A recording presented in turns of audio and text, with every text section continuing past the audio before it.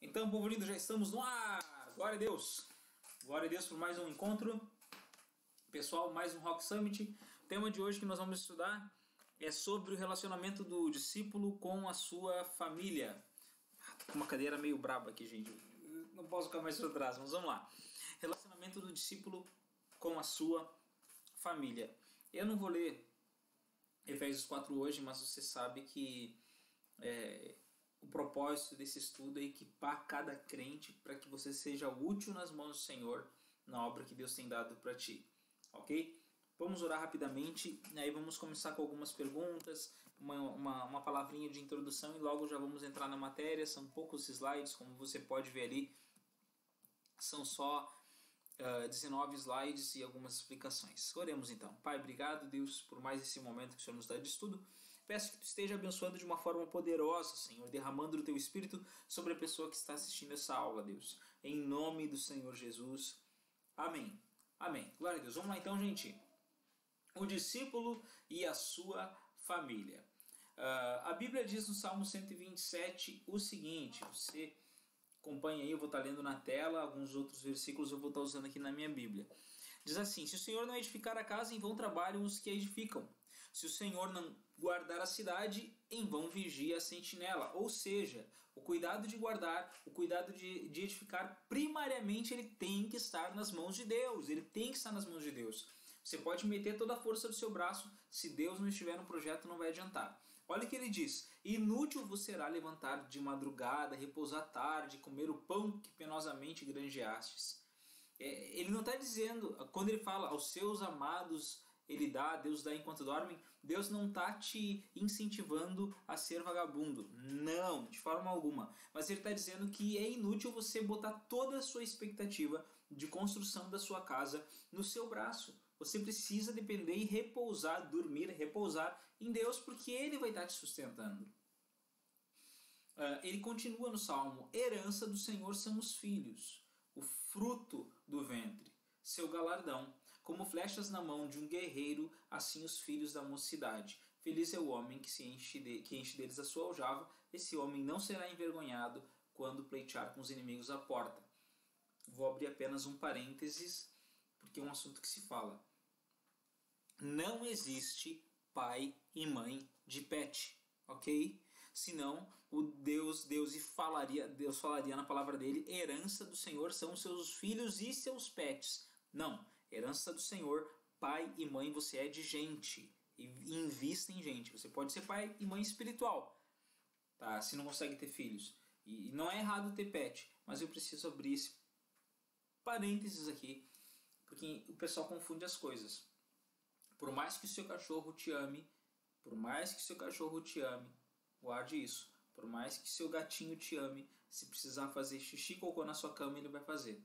Um filho jamais faria isso. Bora lá, gente. Algumas perguntas então para a gente introduzir o nosso tema de hoje.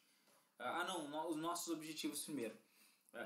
Ao final dessa aula, basicamente você vai poder, com as tuas palavras, definir o conceito de família cristã, identificar os deveres e os privilégios do pai, da mãe e dos filhos, decidir também o teu caminho de decisão para observar os princípios bíblicos de como um pai, uma mãe, um filho, uma filha deve agir, e praticar o perdão no relacionamento familiar, porque é necessário.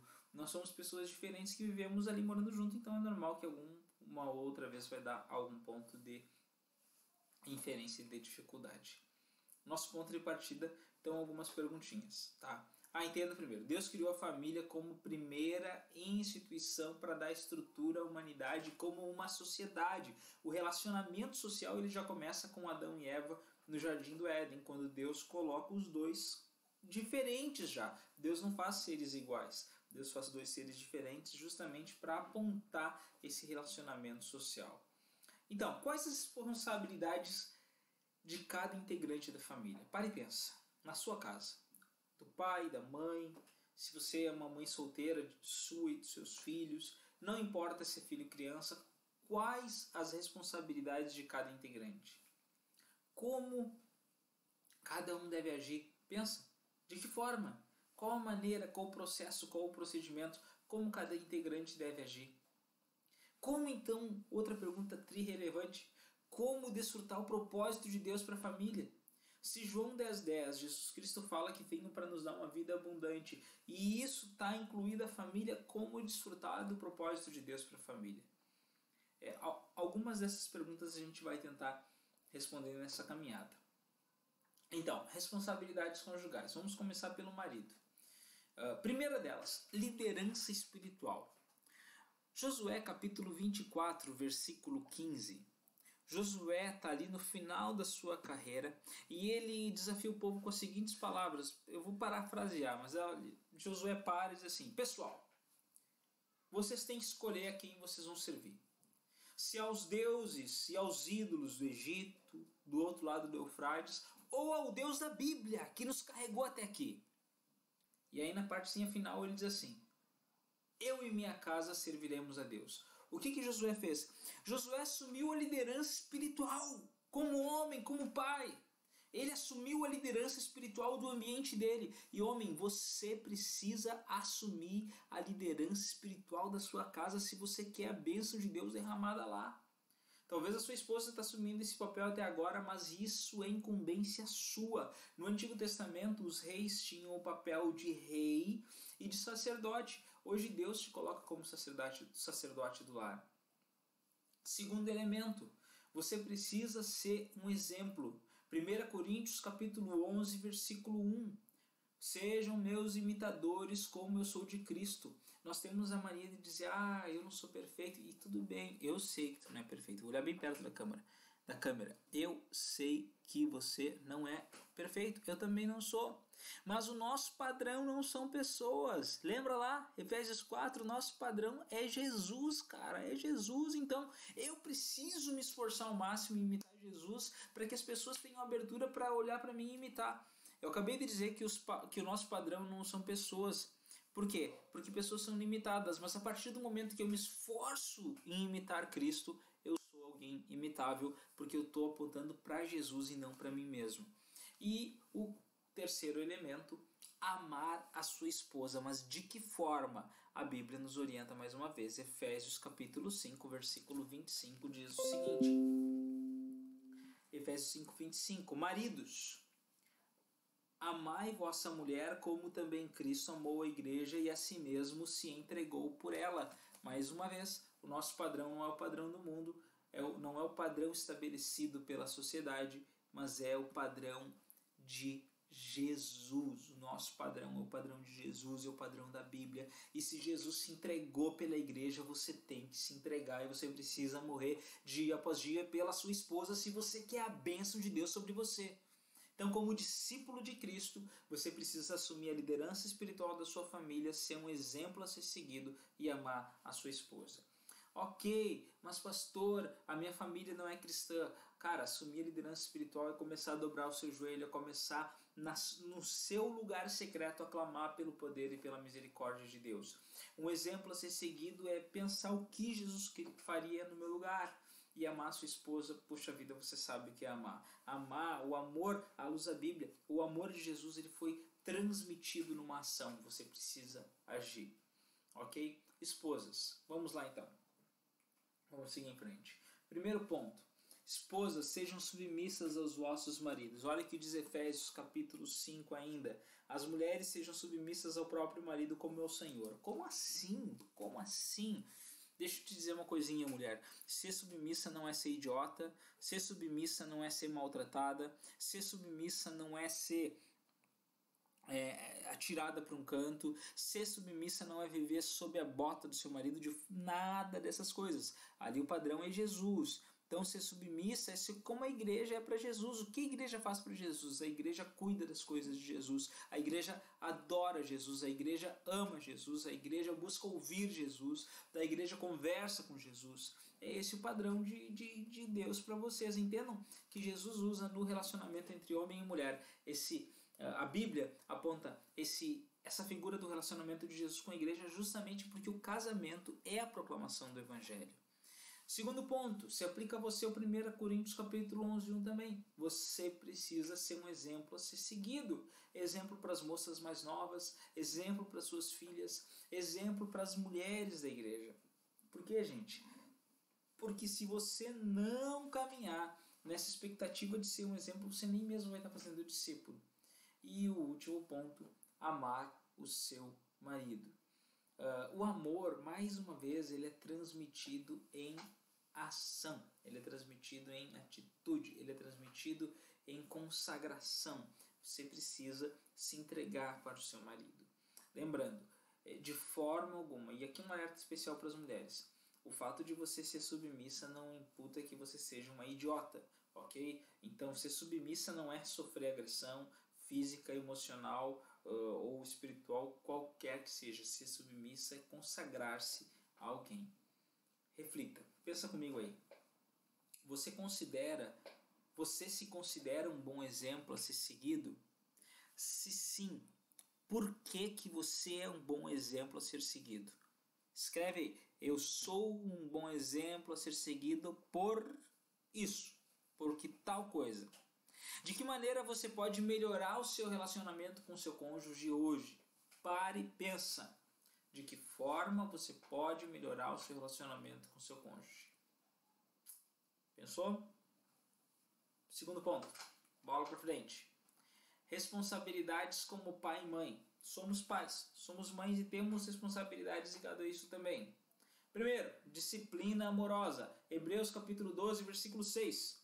Se Deus nos disciplina, quanto mais nós devemos disciplinar com amor os nossos filhos. É sua responsabilidade.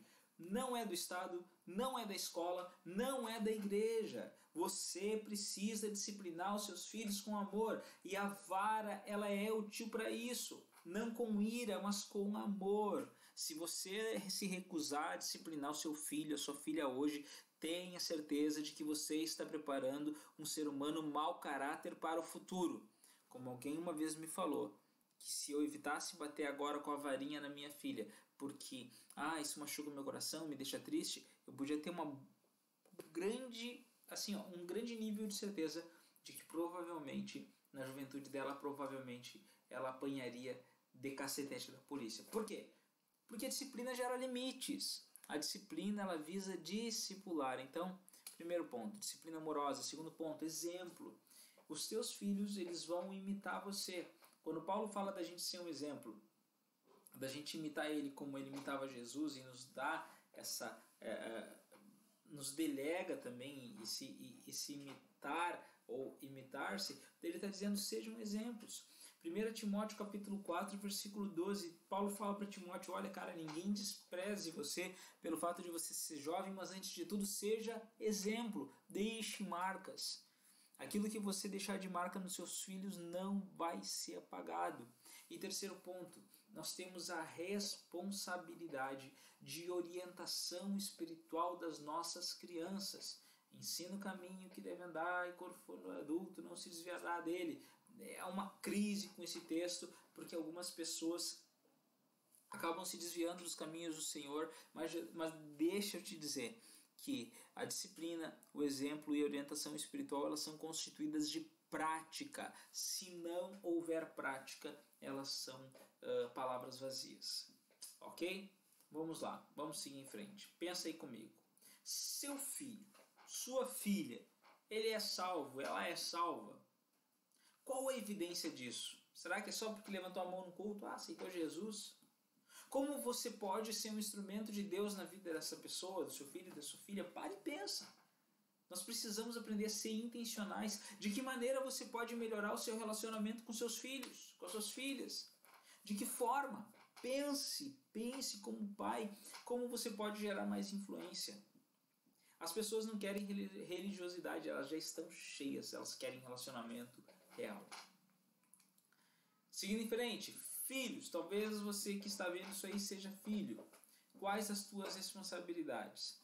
Diante dos pais, obediência, respeito e honra.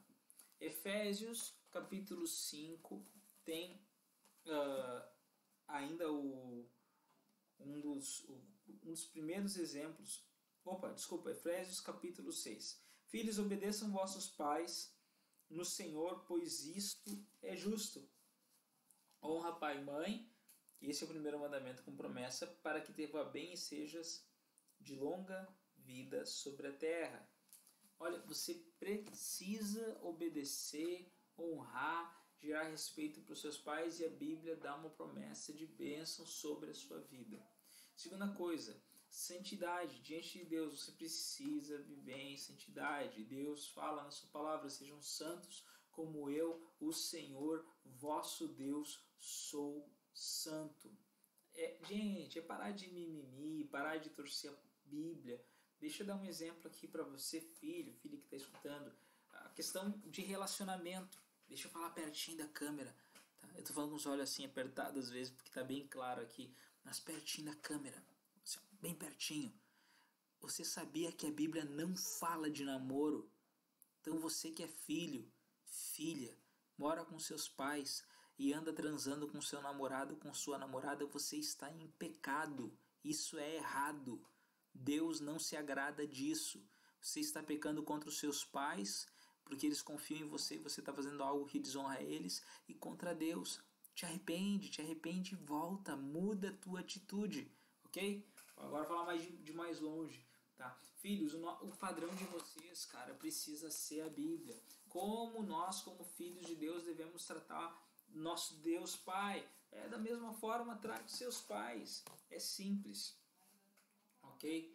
Vamos pensar um pouquinho, filhos. Qual a evidência de que você é respeitoso e obediente com seus pais? Não adianta você sentar o pau no pai, sentar o pau na mãe, você usurpar, você se aproveitar deles, depois dizer, me perdoa, e depois querer perdão, querer ser cuidadinho. Não, assuma a responsabilidade da sua vida e honre seus pais.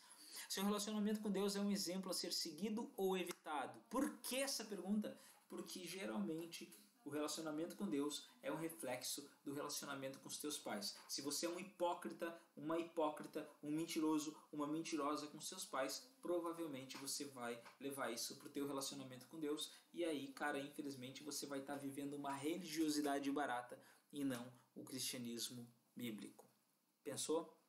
Vamos seguir em frente. O que vai acontecer então se nós assumirmos essas posturas?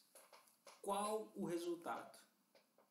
Bom, o resultado são famílias sólidas, e famílias sólidas são a resposta mais eficaz à missão dada por Deus.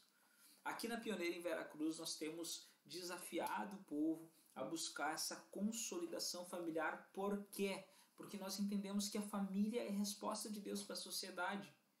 Então, em vez de ficar reclamando se o teu marido não é crente, se a tua mulher não é crente, se os teus filhos não são crentes, se o teu pai ou a tua mãe não são cristãos ainda, em vez de ficar reclamando, murmurando, dobre o seu joelho e comece a buscar Deus e creia que Deus pode te usar no processo de transformação dessas famílias. Beleza, lição de casa simplesinha para você que está assistindo, tanto você que tem a revistinha quanto você que não tem. Quem tem a revista, preencha a lição de casa da apostila, ok? E o ponto crucial, memorize Josué 24:15. Por que ele está em vermelhinho agora? Porque é importante. Esse texto aponta a decisão de Josué. E se você tem ou não tem familiares cristãos, a importância é que você assuma a postura de buscar e clamar a Deus por uma mudança. Deus tem todas as respostas, Deus tem tudo que nós precisamos. Nós só não recebemos às vezes porque nós enrolamos, porque nós não pedimos. E o desafio que eu faço para você é que você peça, que você se aproxime de Deus.